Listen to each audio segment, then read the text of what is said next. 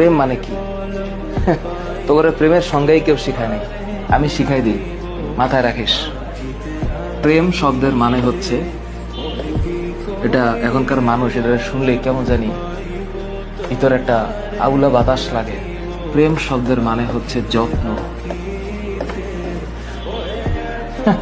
কেউ তোদের বলেছে? আজকে আমি বলে দিলাম, যার যত প্রেম তার যত্ন তত বেশি। আর এর সাথে আর একটা টুকুর করে একটা শব্দ মাঝখানে লাগিয়ে দিলেই খেলাটা অন্যভাবে ঘুরে যাবে।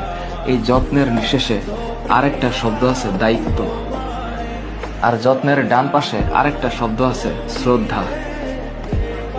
হ্যাঁ, আর যত্নের উপরের দিকে আরেকটা শব্দ আছে, এটার নাম হচ্ছে আরেকটা জিনিস। এটা মানে এইটা এই সত্যতা, এটার নাম হচ্ছে প্রেম।